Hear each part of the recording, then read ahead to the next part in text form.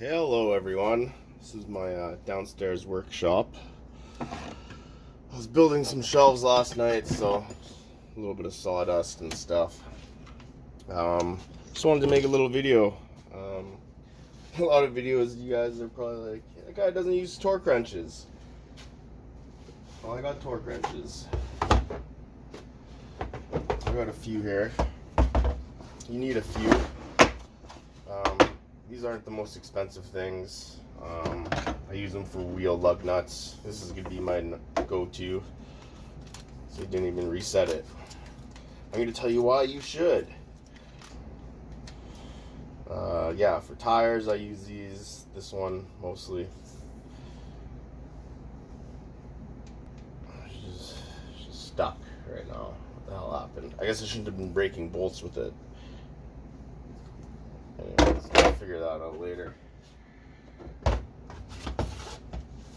that's going to be your basic 20 foot-pounds to 250 foot-pounds. And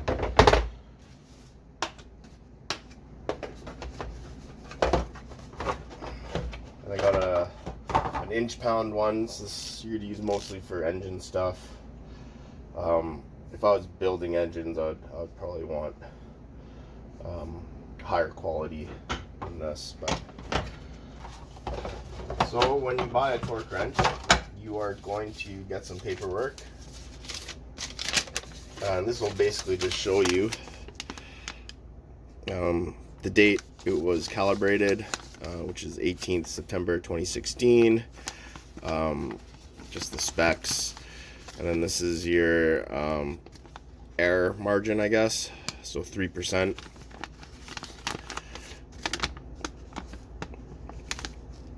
So there's 3% off. So at 50 inch-pounds, you're gonna have 48.5 up to 51.5, 150, 145. As you can see, because it's a percentage, it goes up, right?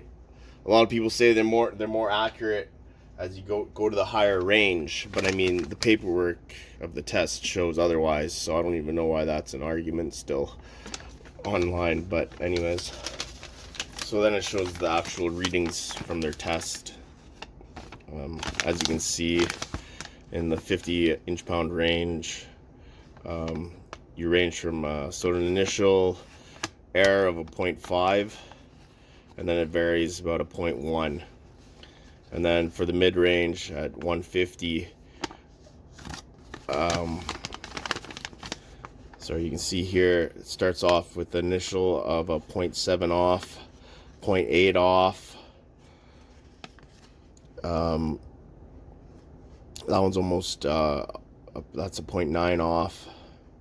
That one's a full 1 foot-pound off, but then it only varies by a 0.1. Sorry, for lots of them it's a 0.1, except for these two random ones, which is weird, right? So you never know of that 3% what you're gonna get. It's gonna be higher. It looks like it's often lower. Well, no, at the low range it's higher. Low range you get a little bit higher of a torque error margin. It looks like it favors the high end. Then as you go up, it looks like it favors the low range of your torque setting. And then as you get to the 250, 250, it starts off with that's 1.5, 1.7, 1.5, 1.6.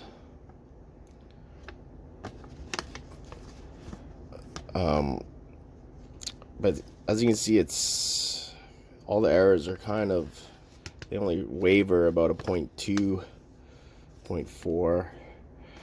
So it definitely goes up. It looks like you might get more consistency. No, I don't know. There's no more consistency. It definitely, you have a higher error margin at the higher range.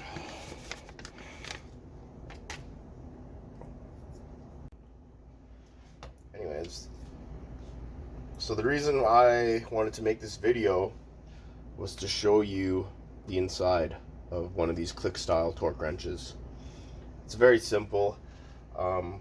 But it'll answer the questions of why people say to zero them all the time, why storing them in the cold could affect them, and it's a lead in to my next video, hopefully I'll be making soon, about why I don't use them for a lot of the work I do when it comes to suspension, and stuff like that. So it has a pin to hold the head on, right? I had to grind that off. When my friend gave me this, it was jammed up. The handle mechanism wasn't working. So you pull that out, and you got your basic wrench piece, your ratchet head, and as you can see here, there's your click that you hear.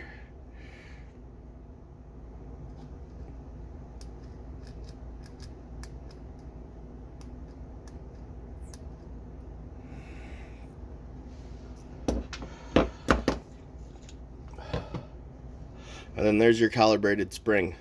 You got some magnets on the back here. I'm not going to take apart the handle. I don't know what's in there. But as you can see, this has another square on there.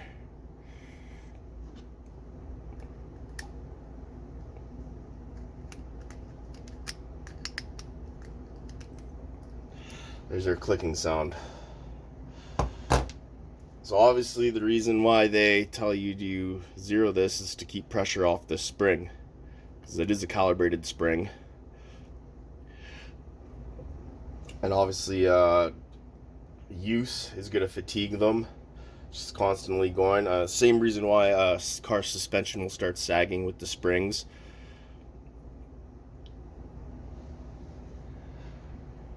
So yeah, just very basic. I just wanted to give you guys a look inside what makes one of these click style work. And obviously oh,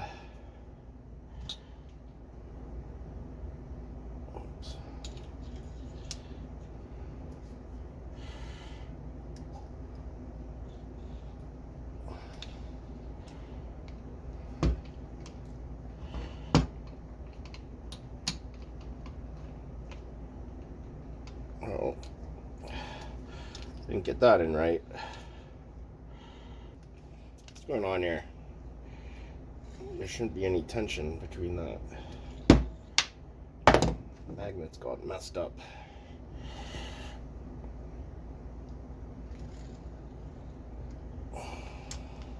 There we go. There we go. Now it's lined up.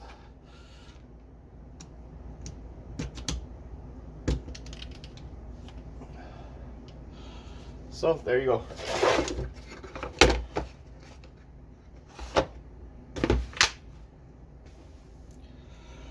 Well, I hope you guys learned something, and hopefully I'll get to making that other video soon. There's just a lot of tech stuff I don't want to get wrong. Some math and some equations. I'm not that guy, so I just want to make sure that I'm not getting any information wrong, which I am then sending to you guys. So hopefully you enjoyed. Try like and subscribe, and I love you all. See you soon.